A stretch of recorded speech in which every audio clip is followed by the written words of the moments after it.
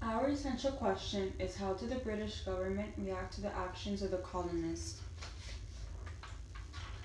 The Stamp Act was passed by the British Parliament on March 22nd, 1765. It was to take effect November 1st, 1765. The American colonists had 7 months to think about the act. The colonists were upset because Parliament decided to make them buy stamps without their consent. They felt that they should have had representation in Parliament so they could decide whether they wanted to be taxed or not. Because they didn't have representation, the colonists were upset. It required the colonists to pay a tax on every piece of printed paper they used, including newspaper, cards, legal documents like wills and marriage licenses. This is a stamp that shows that the Stamp Act was paid. Because of this act, the colonists argued in letters and articles, refused to buy stamps, and attacked tax collectors. The British government were furious and repealed the Stamp Act.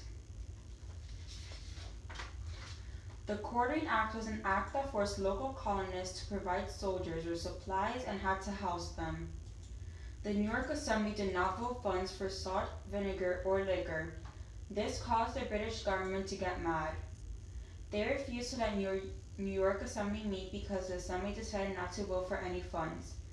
They ignored the protests.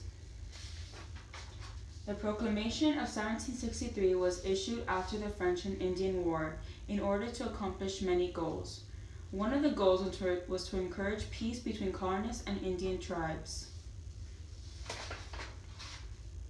Because of the Proclamation of 1763, colonists could not settle past the Appalachian Mountains.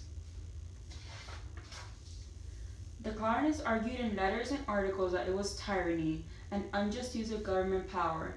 The government ignored them and just sent more troops over. Overall, the British government always got mad when the colonists did not follow their rules.